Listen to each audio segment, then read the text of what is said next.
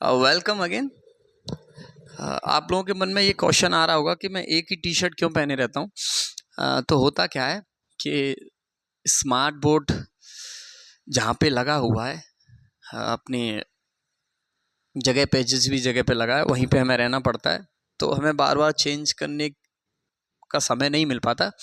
कोशिश करेंगे कि आप जो बैकग्राउंड है, जो हमारा लुक है, उस पर हम ज़्यादा ध्यान नहीं देते, लेकिन फिर भी कोशिश करेंगे जो आप लोग चाहते हैं। देखिए, मैंने इससे पहले 5.1 एक्सरसाइज करा दी थी, लेकिन according to R D Sharma, बच्चों का ये कहना था, सर आर डी शर्मा अगर आप कराएंगे तो समय ज़्यादा लगेगा और कवर नहीं हो पाएगा एग्ज़ाम से पहले, बिफोर एग्ज़ाम। तो मैंने ये फैसला किया है कि जो टॉपिक्स रहेंगे, जो टॉपिक्स रहेंगे वो मैं खुद अपने जहाँ से भी मैं पढ़ा हूँ, जैसे भी मैं पढ़ा हूँ, वो मैं आपको क्लियर करूँगा। कुछ क्वेश्चन इससे अलग होंगे एनसीईआरटी से, तो वो भी मैं कराऊंगा आपको। यानी कोशिश ये करूंगा कि आपको बेहतर लेवल कराने की कोशिश करूं, एनसीईआरटी से भी थोड़ा हटके, है ना। तो अब एक्सरसाइज जो है ना, एक तो बढ़िया बात यह है कि पीडीएफ की जरूरत नहीं पड़ती, पीडीएफ इसमें पहले से ही बनी हुई है। स्मार्ट बोर्ड में इतनी खासियत है कि सारी चीज़ें इसमें पहले से ही हैं, है ना। एक्सरसाइज 5.1 है ना, एक्सरसाइज हम 5.1 करेंगे। रेड कलर मेरे हिसाब से ज़्यादा नज़र नहीं आएगा। ये कलर सूट करेगा, ठीक। देखिए, 5.1 एक्सरसाइज अकॉर्डिंग टू एनसीईआरटी, है ना।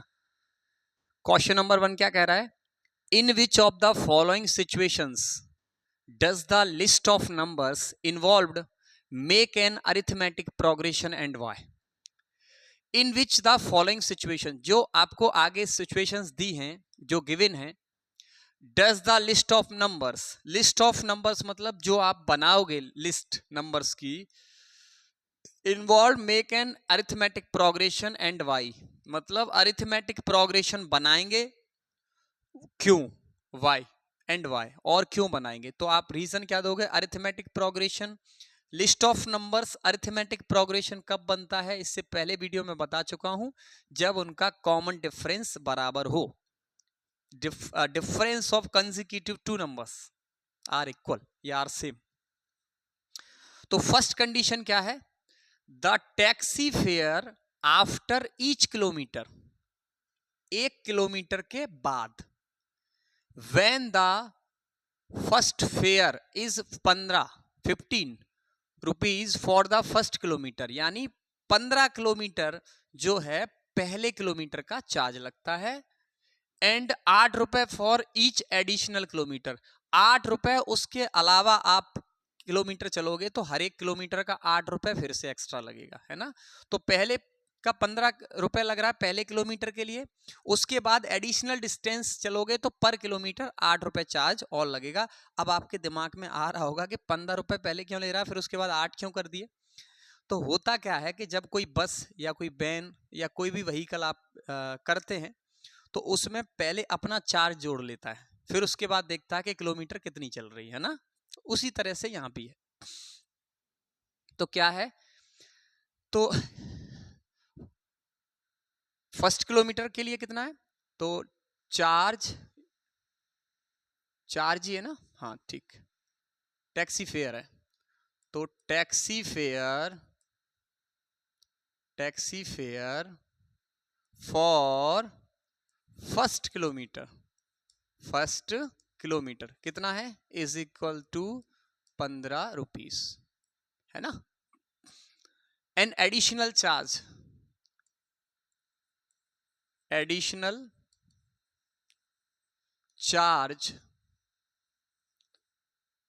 पर किलोमीटर या each kilometre is equal to कितना है, 8 रुपीज, 8 रुपए, ठीक है।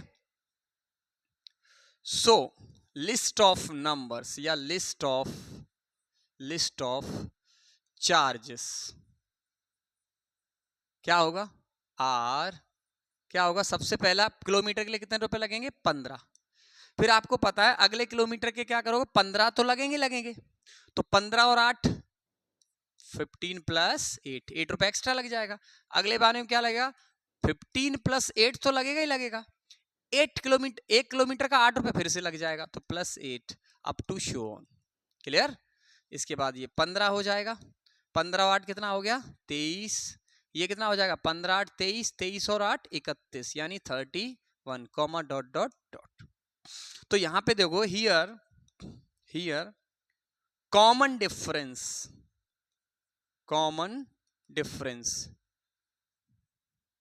देखो, कॉमन डिफरेंस चेक करने के लिए मैंने बोला था मिनिमम 3 नंबर्स चेक करना कंपलसरी है। तो क्या करेंगे, 23 में से 15 घटाएंगे, यानी 23 में से 15 सब्ट्रैक्ट करेंगे, कितना आएगा 8, और 31 में से 23 करेंगे तो भी 8 आएगा, यानी कॉमन डिफरेंस बराबर है, तो common difference is equal to 8, है ना। Common difference is equal to 8। So these list of numbers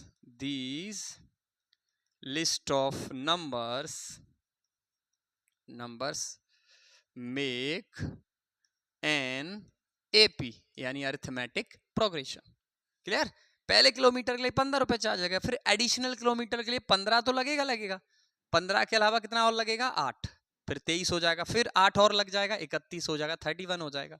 तो इसी तरह से अरिथमेटिक प्रोग्रेशन बनाते हैं ये लिस्ट ऑफ नंबर्स। तो क्यों बनाते हैं, रीजन ये था कि इनका जो कॉमन डिफरेंस है वो 8 जो है वो सब जगह सेम है। कैसे पता, कैसे किया, 23 में से 15 और 31 में से 23, 8 आया। या यहाँ पे एक चीज और लिख सकते हैं, common difference is equal to 23 minus 15 is equal to 31 minus 23, यानी इस जगह पे उस जगह पे सेम आ रहा है, इसलिए कितना आ रहा है 8। क्लियर, दोनों जगह सेम आ रहा है, इसलिए ये अरिथमेटिक प्रोग्रेशन बनाते हैं। ठीक है, मैं जल्दी क्वेश्चन कराऊंगा, कोर्स भी कवर करना है, आप वीडियो को पॉज करके इसका स्क्रीनशॉट वगैरह लेके कॉपी कर सकते हैं। ठीक है, चलिए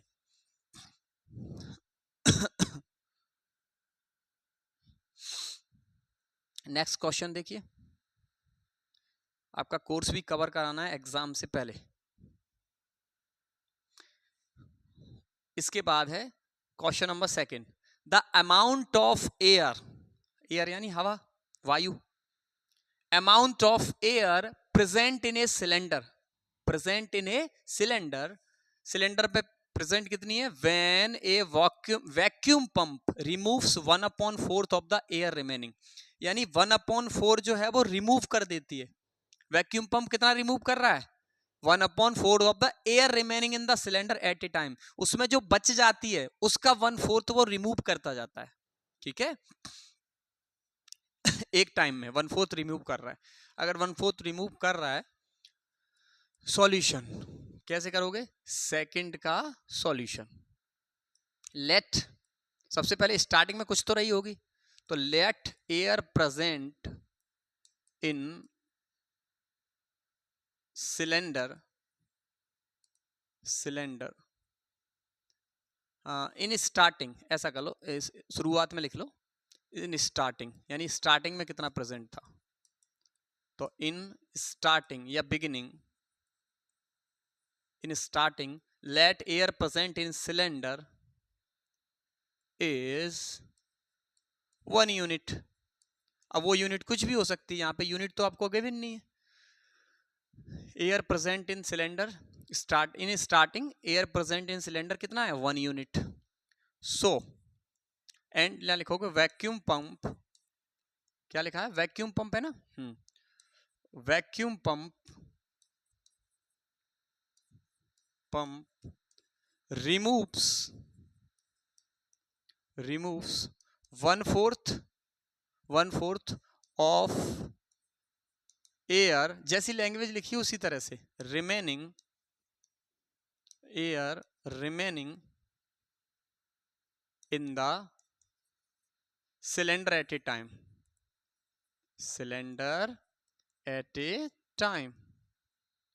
सो list of air present in cylinder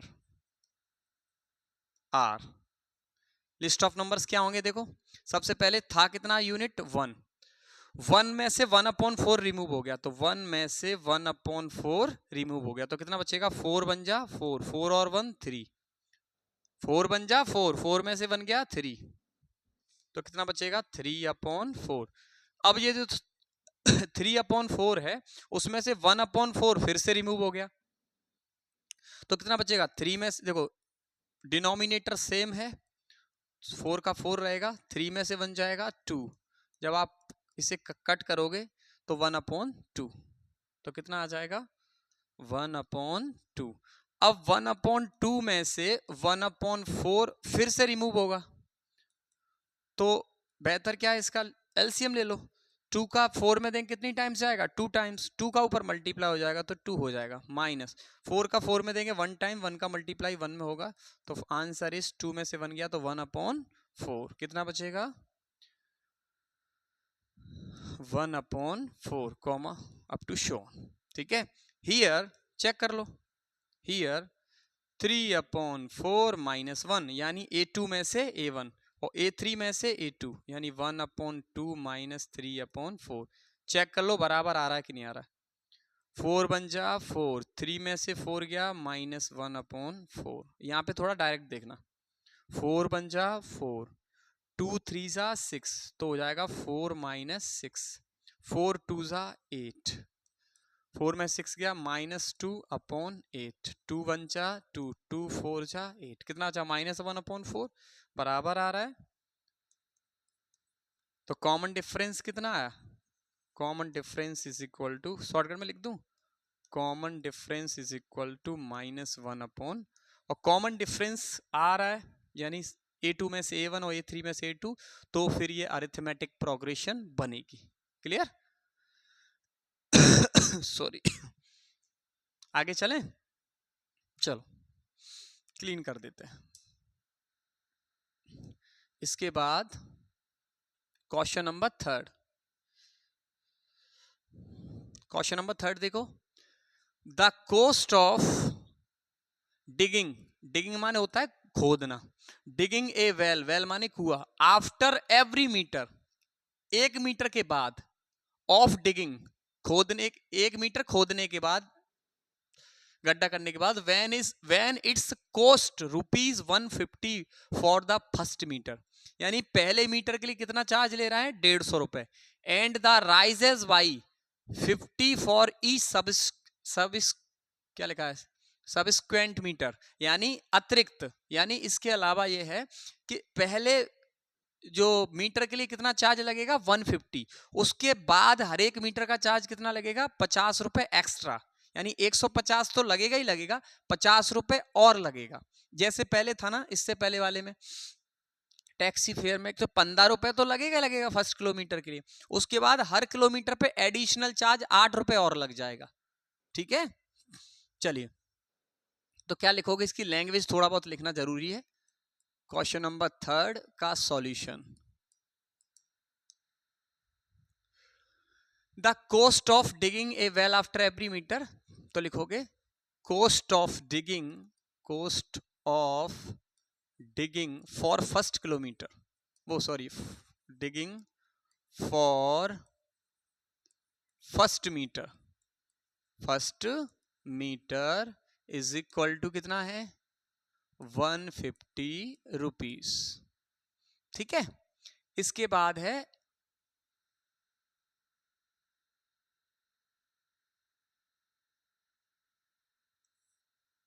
coast of सबस्क्वेंट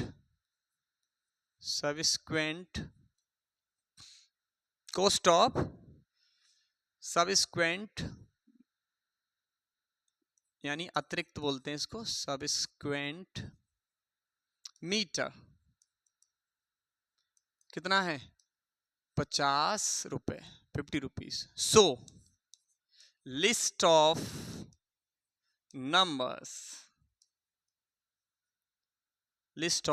numbers of cost of digging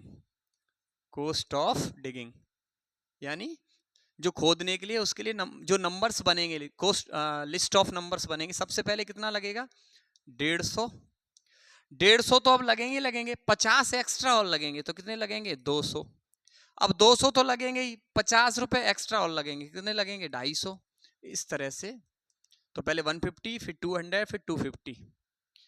here यहाँ पे चेक करो, यहाँ पे 200 minus 150 is equal to 250 minus 200, यानी 200 में से 150 माइनस और 250 में से 200 माइनस, क्या इक्वल आएगा? बिल्कुल आएगा। वहां से भी स्टार्टिंग में भी दिख रहा था कि इक्वल आएगा। तो यहाँ पे क्या लिख दोगे? कॉमन डिफरेंस कितना आएगा? कॉमन डिफरेंस आया 50। यहाँ लिखोगे common difference are same, so this list of numbers make an arithmetic progression. ठीक है, नेक्स्ट जल्दी कवर करना है अपन को। इसके बाद देखो ये वाला, देखो the amount of money in the account every year when rupees 10,000 is deposit at compound interest at 8% per annum। compound interest है ना, per annum, amount of money, तो amount का फॉर्मूला और कंपाउंड इंटरेस्ट का अलग अलग होता है, क्योंकि कंपाउंड इंटरेस्ट का मतलब होता है ओनली कंपाउंड इंटरेस्ट, अमाउंट का मतलब है कि उस प्रिंसिपल में, यानी जो हमारा मूलधन था, जो प्रिंसिपल था, उसमें ब्याज को मिला के रेट इंटरेस्ट जो आती है, इंटरेस्ट जो आता है उसको मिला के। बोले कैसे? एक फॉर एग्जांपल आप समझिए, जैसे आपने किसी को 1000 रुपए, किसी को 1000 रुपए 2% पे आपने दिए, या पे 10% ले लेता हूं, कितने आप लिया? 10%। तो आपको पता है 10% पर एनम पे लिए, तो 10% 1000 का 10% कितना होता है? 100 रुपए। कितना होता है? 100 रुपए। तो आपका जो एक साल में ब्याज मिला के 1100 रुपए हो जाएगा। कितना हो जाएगा? 1100। अगर ब्याज कितना मिला यहाँ पे? ब्याज मिला आपको 100 रुपए। अगर अगली साल भी ब्याज आपको 100 रुपए ही मिलता है तो आपके पास 1200 रुपए होंगे। इसके हिसाब से फिर 100 रुपए मिलता है तो 1300 होंगे। तो इसको हम बोलते हैं सिंपल इंटरेस्ट। क्या बोलते हैं हम? Simple interest. यानी साल का जो ब्याज है वो हर साल एक जैसा रहे, यानी पहली साल आपने अगर ब्याज 100 रुपए दिया है तो अगली साल भी आप 100 ही दोगे, इससे अगली साल भी आप 100 ही दोगे, नेक्स्ट ईयर भी आप 100 ही दोगे। तो इसको हम बोलते हैं सिंपल इंटरेस्ट, यानी हर एक साल ब्याज एक जैसा होता है। अब आप बोले कंपाउंड इंटरेस्ट क्या होता है? अब कंपाउंड इंटरेस्ट समझिए। और सिंपल इंटरेस्ट निकालने का फॉर्मूला भी होता है। बोले क्या होता है? तो देखो, सिंपल इंटरेस्ट का फॉर्मूला होता है principal into rate of interest, rate of interest और into time, rate of interest into time upon 100। ये निकाला हुआ फॉर्मूला ही होता है, ये मत सोचिए कि इसको रटना ही पड़ता है ना। अगर यहीं पे बात आती है अमाउंट की, तो अमाउंट तो आप जानते हो कि अमाउंट कैसे निकलता है। अमाउंट का मतलब होता है मिश्र धन। तो प्रिंसिपल में क्या मिला देते हैं? इंटरेस्ट यानी ब्याज। तो यहां से अमाउंट आ जाता है। तो तरीका क्या है कि या तो पहले इंटरेस्ट आप निकाल लो, उसके बाद प्रिंसिपल में ऐड कर दो, वरना अलग से भी फॉर्मूला होता है। समझ रहे हैं मेरी बात को? तो इस तरह से निकाल सकते हो कि प्रिंसिपल का मतलब ये होता है, प्रिंसिपल मतलब कि जो ब्याज पे पैसे हम देते हैं या लेते हैं, है ना, और रेट ऑफ इंटरेस्ट जिस हिसाब से लगाई जाती है, तो उसके बाद जो साल भर में उस पर एक्स्ट्रा पैसे मिलते हैं उसको हम बोलते हैं इंटरेस्ट। और अगर उसको मिला के पैसे मिलते हैं तो अमाउंट। जैसे हमने 10,000 उठाए, हमको टोटल 11,000 मिल गए, तो इसका मतलब है कि हमको 10,000 तो मिल ही मिल गए, 1,000 एक्स्ट्रा और मिले, तो वो एक्स्ट्रा क्या हो जाता है? इंटरेस्ट यानी ब्याज। ठीक है, तो ये तो सिंपल इंटरेस्ट हुआ। अब कंपाउंड इंटरेस्ट क्या होता है ये समझो। कंपाउंड इंटरेस्ट का मतलब होता है कि हर साल का ब्याज एक जैसा नहीं होता। उसमें क्या होता है कि ब्याज पर भी ब्याज मिलता है। कैसे मिलता है इस बात को समझे। जैसे आपने किसी को 1,000 रुपए 10% पे दिए, कितना दिए 10% पे, तो बताओ आपको अमाउंट कितना मिलेगा। अमाउंट कितना मिलेगा, तो पहली बात तो ब्याज ब्याज कितना मिलेगा, इंटरेस्ट कितना मिलेगा, तो इंटरेस्ट आपको मिलेगा 100 रुपया। कितना मिलेगा 100 रुपए। तो 1,000 रुपए में 100 रुपए और ऐड करोगे तो टोटल हो जाएंगे 1100 यानी 1,100 रुपए। अगर अगली साल भी ब्याज 100 रुपए रहा तो आपको पता है कि ये सिंपल इंटरेस्ट हो जाएगा। लेकिन अब ये टोटल 1,100 रुपए हो गए। तो 1,100 रुपए में देखना, मेरी बात को समझने में, आपको टुकड़ों में समझाता हूं। 1,100 रुपए में 1,000 तो आपको प्रिंसिपल था वो हो गया, और प्लस 100 रुपए आपका हो गया ब्याज। तो अब मेरी बात को समझो कि 1,000 पे अगर ब्याज मिलेगा तो आपको पता है कि कितना मिलेगा, वही 100 रुपए। लेकिन अगर ये 100 रुपए ब्याज जो आया था पहले साल का, उस पे भी 10% आपको ब्याज मिले, तो 100 का 10% कितना हो गया 10 रुपए, और 100 रुपए ये, तो अगली साल का ब्याज कितना हो जाएगा 100 और 10 110 रुपए। यानी पहली साल ब्याज था 100, अगली साल ब्याज हो गया 110 रुपए। यानी यहाँ पे क्या हुआ पता है, आपको प्रिंसिपल पे तो इंटरेस्ट मिलेगा ही मिलेगा, यहां पे आपको जो आपका इंटरेस्ट आया था पहले साल का उस पे भी ब्याज मिलता है। यानी ब्याज पर ब्याज, इंटरेस्ट पे इंटरेस्ट, इसका मतलब होता है कंपाउंड इंटरेस्ट, चक्रवृद्धि ब्याज। और चक्रवृद्धि ब्याज पे पैसे लेना नहीं चाहिए, बहुत ज्यादा खतरनाक, खतरनाक बोल सकते हैं। पैसे लौटने की कम, यानी आपने जो भी गिरवी रखा है वो लौटने की बहुत कम उम्मीदें रहती हैं, क्योंकि रेट ऑफ इंटरेस्ट इतना बढ़ता चला जाता है। ठीक है, ये तो पर एनम मैंने बताया। कभी कभी तो क्या होता है, कंपाउंड इंटरेस्ट महीने का लग जाता है, तो समझ लो किस हिसाब से बढ़ता होगा, है ना। तो ब्याज पर भी ब्याज हो जाता है।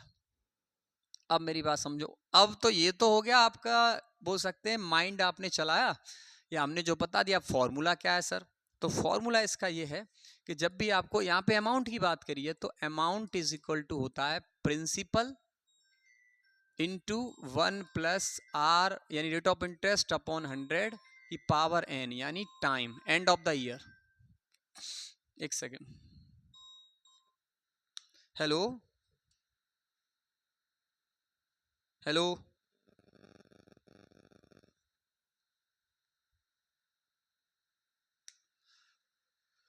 तो ये होता है अमाउंट का formula. Amount is equal to, amount का मतलब होता है कि ब्याज मिला के कितना पैसा मिला, प्रिंसिपल इंटू 1+r अपॉन 100 की power n, and of the year. n का मतलब and of the year. Hello, हाँ वो ये कह रहे थे, वो आकाश का नंबर भेज दो, भेज दो भेज दो, व्हाट्सएप कर दो।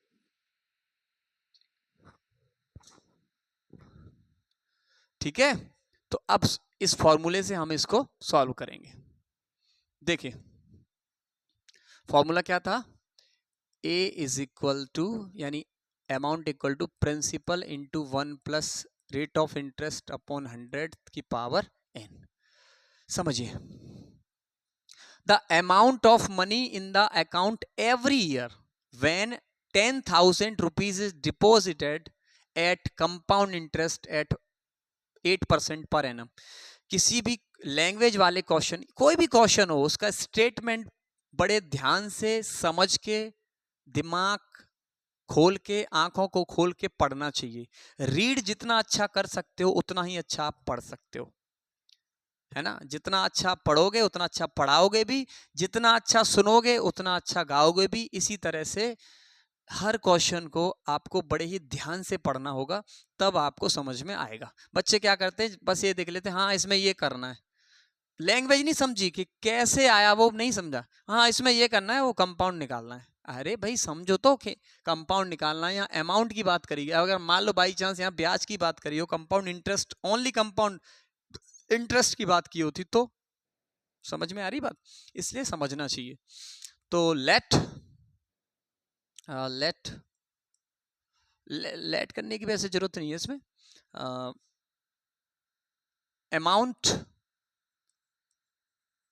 Amounts of every year every year are, हर एक साल के अमाउंट्स। देखो पहले निकाल लेते हैं, बेहतर रहेगा। तो सबसे पहले A1, A1 का मतलब पहली ईयर के निकालना है। A1 प्रिंसिपल कितना हो जाएगा, प्रिंसिपल है आपका 10,000, कितना है 10,000। 1 प्लस रेट ऑफ इंटरेस्ट कितना है 8 अपॉन 100, पहले साल के लिए n की वैल्यू 1 है ना।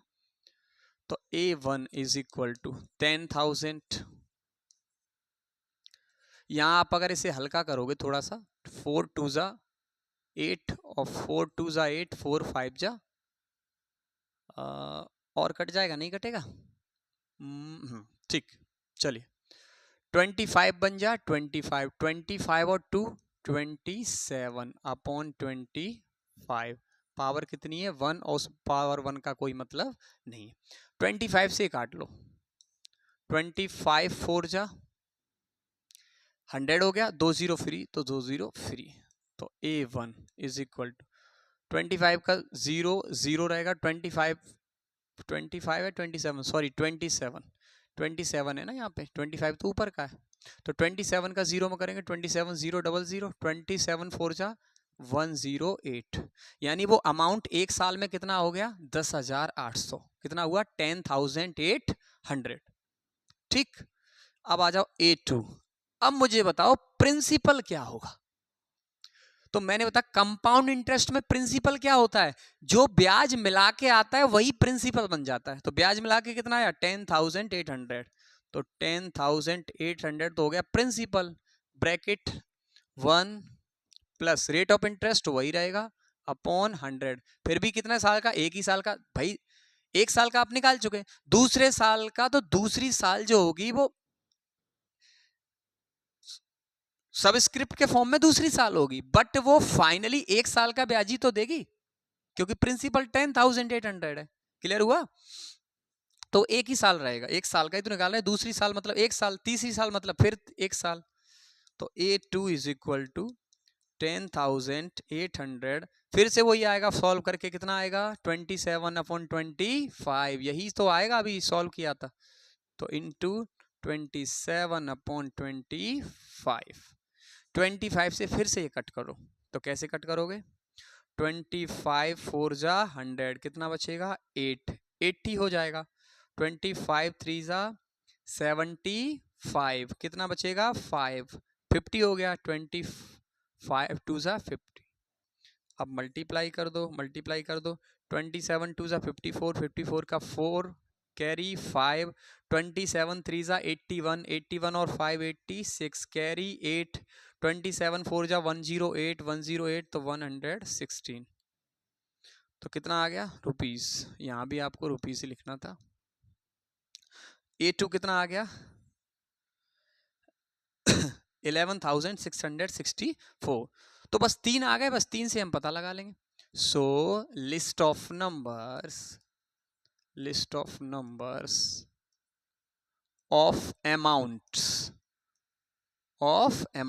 पहला क्या था, पहला था आपका 10,000, कितना था, उसके बाद कितना हो गया दूसरी साल में 10,800, तीसरी साल में कितना हो गया 11,664 कॉमा अप टू शो। ठीक है, अब चेक करो कैसे, here 10,800 minus A2 minus A1, 10,000, अब इस इक्वल टू अभी मन लगाओ क्योंकि अभी पता नहीं, 11,664 माइनस 10,800, अब मुझे बताना ना पड़े कि मैं माइनस क्यों कर रहा हूँ, A2 में से A1 माइनस करना, A3 में से A2, चेक करो क्या बराबर आ रहा है, नहीं आ रहा है, क्यों नहीं आ रहा है चेक कर लो अभी यहाँ से पता, क्यों कंपाउंड इंटरेस्ट हर साल का अलग अलग हो जाता है। 10,800 में जाएगा कितना बचेगा 800, और 11,664 में से जाए तो कितना बचेगा, 4 में से 0 गया 4, 6 में से 0 गया 6, 16 हो गया, 16 में से 8 गया 8, यहाँ पे बचा 0, 0 में से 0 गया 0, और फाइनली आंसर जो आएगा वो आएगा 864। ठीक है, तो यहाँ पे कितना आया 800 और यहाँ पे कितना आया 864, क्या ये इक्वल है, नहीं है। तो यहाँ लिखोगे common difference are not same, so these list of numbers या these amount of numbers may, does not या do not make arithmetic progression. ठीक है, आगे चले। बहुत आसान था, बशर्ते कंपाउंड इंटरेस्ट का आपको फॉर्मूला पता होना चाहिए। फॉर्मूला नहीं पता है तो आपको ये पता होना चाहिए कि एक साल, पहली साल तो प्रिंसिपल वही रहता है, उसके बाद दूसरी साल प्रिंसिपल वो बन जाता है जो ब्याज को मिला के, अगली साल फिर ब्याज में एक और ब्याज मिला के फिर वो प्रिंसिपल बन जाता है, ब्याज पर ब्याज। आगे चलें, चलिए एक बार में साफ। नेक्स्ट क्वेश्चन, इसके मैं एक एक पार्ट कराऊंगा क्योंकि एक पार्ट समझ गए तो आपको समझ में आ जाएगा। Write the first 4 terms of the AP when the first term and common difference D are given as follows. यानी आपको ए और डी दिया, यानी फर्स्ट टर्म और कॉमन डिफरेंस आपको गिवन है, निकालना क्या है फर्स्ट 4 टर्म्स, और फर्स्ट 4 टर्म्स आप जानते हैं। कैसे लिखोगे, फर्स्ट का सॉल्यूशन, ए कितना है, ए है आपका 10, या आप ऐसे भी लिख सकते हो given, given A is equal to 10 और D is equal to 10। First 4 terms of AP क्या होते हैं, फर्स्ट 4 टर्म्स ऑफ एपी जब आपको ए और पी गिवन हो तब आर ए, नेक्स्ट क्या होगा ए प्लस टी, जनरल टर्म आपने पढ़े हैं, जनरल फॉर्म ए प्लस 2d, नेक्स्ट ए प्लस 3d, 4 हो गए, बस 4 ही लिखने थे।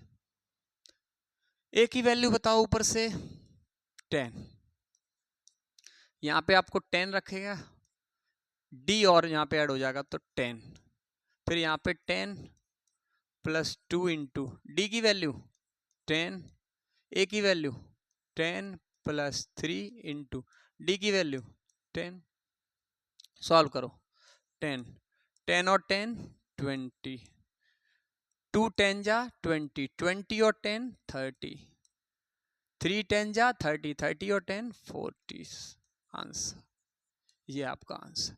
तो ए और डी जब आपको गिवन है तो आपको कोई दिक्कत नहीं आएगी। एक इसमें थोड़ा सा टफ क्वेश्चन कोई लग रहा हो आपको, मेरे हिसाब से तुम्हें ये लगेगा थोड़ा सा, है ना, ये फोर्थ वाला फिफ्थ वाला मैं करा दे रहा हूं, ठीक है, ज्यादा अच्छा रहेगा। नेक्स्ट देखो,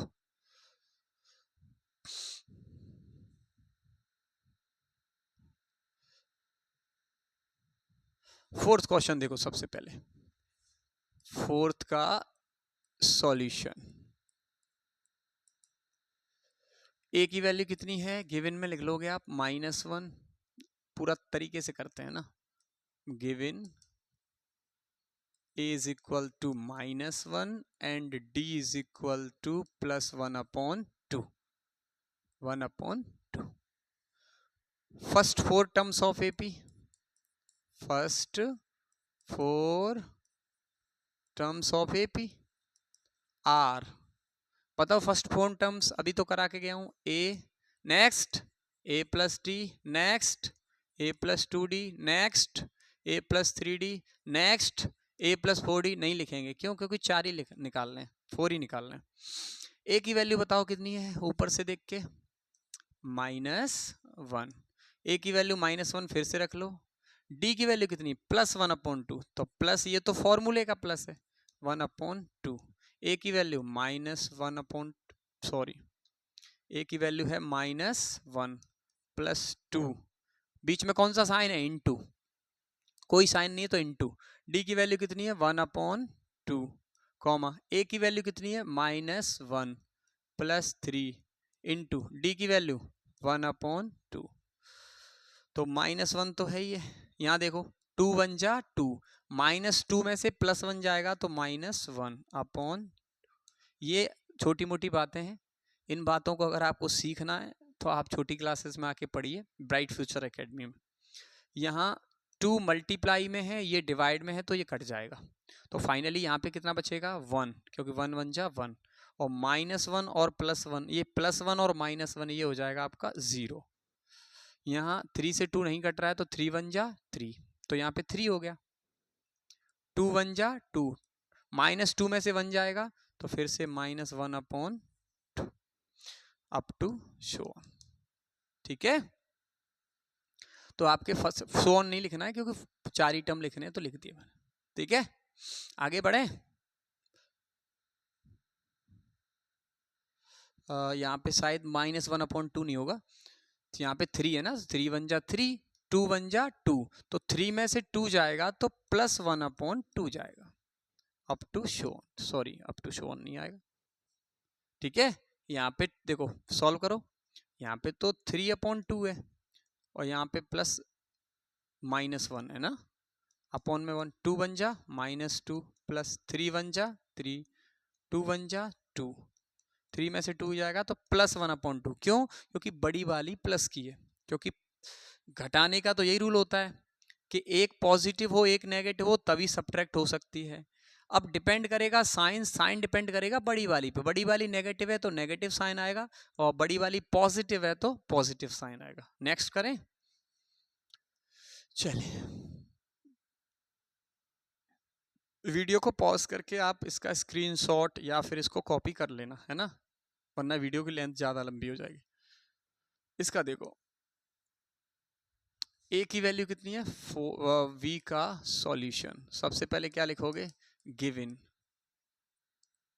गिवन में क्या लिखोगे, A is equal to -1.25 and D is equal to -0.25, है ना। ये पॉइंट का ध्यान रखना, कभी भी ऐसे मत लगाया करो क्योंकि इसका मतलब होता है मल्टीप्लाई, नीचे लगाओगे तो आपका डेसिमल, इन दोनों में फर्क है, इस बात का ध्यान रखना, ये डेसिमल है और ये मल्टीप्लाई। ठीक है, first 4 terms, first 4 terms are क्या होंगे, ए प्लस डी 2 हो गए, ए प्लस 2d 3 हो गए और ए प्लस 3d। अब सॉल्व करो, ए की वैल्यू -1.25 इतना ही है, ठीक, कॉमा ए की वैल्यू -1.25 प्लस डी की वैल्यू -0.25। अब आपके मन में क्वेश्चन क्या आएगा, सर आपने ब्रैकेट क्यों लगा दिया। ब्रैकेट लगाने का रूल ये होता है कि अगर नेगेटिव नंबर है तो ब्रैकेट लगाना है, आपको होल पावर लगाना है, होल पावर चढ़ानी है ऊपर, यानी पावर लगानी, एक्सपोनेंट लगानी, तब आप ब्रैकेट लगा सकते हो। एक से ज़्यादा टर्म हो और उसके बगल में भी टर्म हो तब भी आप लगा सकते हैं। ये सब बेसिक रूल्स हैं जो मैं स्टार्टिंग में पढ़ाता हूँ जब भी कोई बच्चा आता है। इसके बाद है a प्लस 2d, इसमें रखो तो a की वैल्यू कितनी है -1.25, प्लस लगा है प्लस लगा दिया, 2 लगा है लगा दिया, मल्टीप्लाई है क्योंकि बीच में कोई साइन नहीं है तो मल्टीप्लाई है, ब्रैकेट इसीलिए लगाया क्योंकि नेगेटिव नंबर है। कितना है d की वैल्यू -0.25, फिर से कॉमा, a की वैल्यू कितनी है -1.25, प्लस लगा है लगा दिया, 3 लगा है लगा दिया, मल्टीप्लाई, कितना है डी की वैल्यू, तो डी की वैल्यू -0.25। ठीक, सॉल्व करते हैं, तो पहला टर्म तो यही रहेगा। यहां देखो इस प्लस से ये माइनस से प्लस माइनस हो जाएगा तो दोनों ही नेगेटिव, वो दोनों ही नेगेटिव हो जाएंगे। नेगेटिव दोनों होते हैं वो ऐड हो जाते हैं। क्यों ऐड हो जाते हैं, क्योंकि ऐड होने के भी रूल होते हैं कि दोनों पॉजिटिव हैं तो भी ऐड होंगी, दोनों नेगेटिव हैं तो भी ऐड होंगी, दोनों positive pay final sign positive आएगा, दोनों नेगेटिव पे फाइनल साइन नेगेटिव आएगा, है ना। तो ये चीज़ें बहुत ज़रूरी है सीखना, स्टार्टिंग में वही सिखाते हैं। तो फाइनली ऐड करोगे आप 1.25 और 0.25, दोनों ही नेगेटिव हैं इसलिए फाइनल साइन नेगेटिव आएगा, बट ऐड होंगी 5 और 5 0, या सीधा सीधा 25 और 25 ऐड करोगे तो 50 और 1 में से 0 जाएगा तो 1, तो कुल मिला के कितना हो जाएगा माइनस का 1.50, -1.50। अगला देखो ये प्लस माइनस माइनस हो जाएगा, ये दोनों भी नेगेटिव हो जाएंगे, लेकिन 2 का मल्टीप्लाई 25 में होगा तो कितना हो जाएगा 50, तो -1.25 में आप माइनस के ऐड करोगे 0.50, क्योंकि 25 दूनी 50, दो अंक बाद डेसिमल है, 2 डिजिट बाद ऐड करोगे तो ये हो जाएगा 75 और ये हो जाएगा माइनस का 1, क्योंकि 1 और 0 1। तो फाइनली कितना हो जाएगा -1.75। यहाँ से आपको ऑर्डर भी पता चल गया होगा, 25 50 75, तो यहाँ पे हो जाएगा 100 का मतलब होता है 2.00। नहीं समझ में आ रहा है कोई दिक्कत नहीं, फिर से ले लो -1.25, ये भी माइनस आएगा तो लगा लिया, 25 3 75 25 3 जा तो जो आ जाएगा 0.75, आप ऐड करोगे तो 0 0 7 9 10 1 0, कैरी 1 1 और 1 2, तो -2.00, और -2.00 का मतलब 2 ही होता है। ठीक है, तो फर्स्ट फॉर्म टर्म निकालने थे, यही आपका आंसर। ठीक है,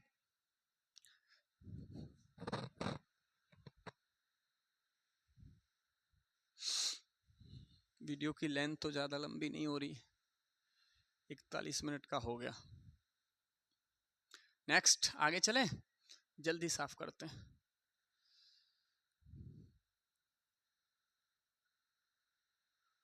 for the following, question number 3 देखो, इसमें 1 2 क्वेश्चन करा दूंगा। For the following APs right the first term and the common difference. आपको फर्स्ट टर्म और कॉमन डिफरेंस निकालना है। आगे जो एपीज गिवन है, अब एपी चेक मत करना क्योंकि वो कह रहा है फॉर द फॉलोइंग एपीज, इसलिए तो क्वेश्चन को पढ़ना बहुत जरूरी है, पढ़ के अच्छे से करो कि क्या कह रहा है, रट मत लो इसमें ये करना है इसमें ये करना है। For the following APs right the first term, आपको ये जो आगे दी है फॉलोइंग मतलब आगे जो गिवन है वो सब की सब एपी है, आप चेक करने मत लग जाना कि एपी है कि नहीं है, जो वो कह रहा है फॉर द फॉलोइंग एपीज। निकालना क्या है आपको, राइट द लिखना है first term and the common difference. First term तो आपको आराम से दिख जाता होगा, जो पहले नंबर पे लिखा है वो फर्स्ट टर्म होगा, और कॉमन डिफरेंस निकालने के लिए चाहे कंसेक्यूटिव 2 नंबर्स का डिफरेंस निकालो, यानी आप दूसरे में से पहला माइनस करो, तीसरे में से दूसरा, आप 2 जगह मत करना माइनस, क्यों, क्योंकि 2 जगह चेक करने के लिए तो हम एपी चेक करने के लिए ऐसा करते हैं कि जब सेकंड में से फर्स्ट और थर्ड में से सेकंड, लेकिन अगर आपकी एपी पहले से गिवन है तो केवल और केवल कोई भी 2 टर्म का निकाल लो, या थर्ड में से सेकंड कर दो या सेकंड में से फर्स्ट कर दो। ठीक है, तो क्वेश्चन नंबर 1 कोई भी एक कर देता हूँ, बेहतर है कि मैं ये वाला करूँगा लेकिन इसमें सेम है नहीं, ये वाला करता हूँ, सेकंड वाला, सेकंड का सॉल्यूशन। तो क्या लिखोगे, तो लिखो given AP, given AP, AP क्या है -5 -1 3 7 अप टू शो ऑन। ए की वैल्यू कितनी है, तो फर्स्ट टर्म कितना है माइनस का 5, डी यानी कॉमन डिफरेंस क्या होता है A2 माइनस A1, चाहे A3 माइनस A2, चाहे A4 माइनस A3। तो A2 की जगह पे कितना, A2 मतलब होता है कि दूसरा टर्म कितना है इसमें -1, तो -1 पुट कर दिया, माइनस लगा दिया। A1 की वैल्यू कितना है -5, तो ये -5 ब्रैकेट में आएगा, ये माइनस तो फॉर्मूले का है और ये माइनस A1। ठीक है, तो -1 माइनस माइनस +5, और 5 में से 1 जाएगा तो प्लस का 4, क्योंकि 5 पॉजिटिव बड़ा है, तो कॉमन डिफरेंस कितना आया 4। सो पूछा था ना फर्स्ट टर्म, जो आंसर पूछा वो लिख दो, first term is -5 and common difference is कितना है 4, यही आपका आंसर। ठीक है, तो ये आप कर लोगे। क्लियर, इसके और बस 2 क्वेश्चन करा दूं, फिर आपका काम है कि एक्सरसाइज खत्म हो जाएगी। ठीक है, क्लोज करो। देखो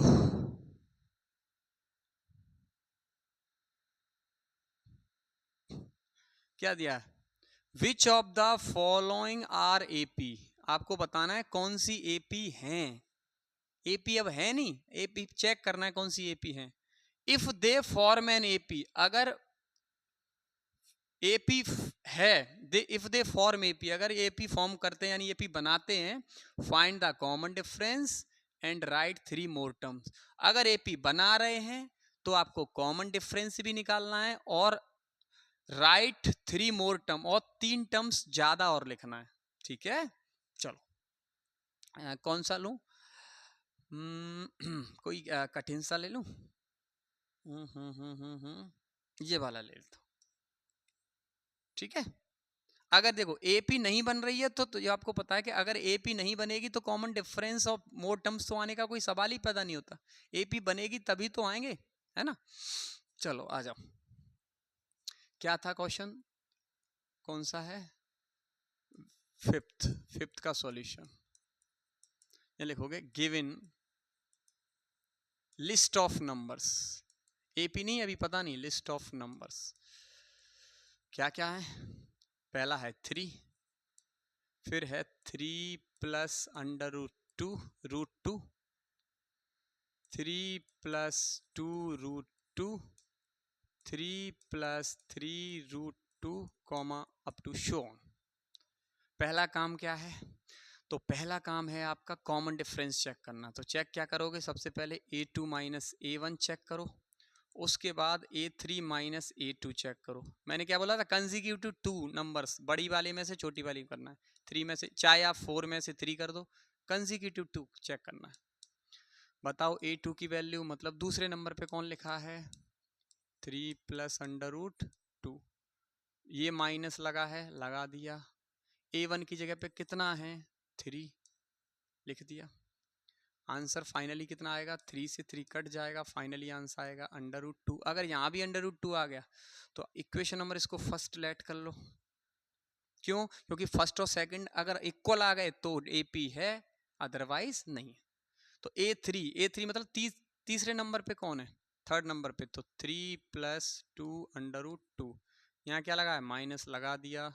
अब देख लो ब्रैकेट लगेगा ही लगेगा, लगेगा।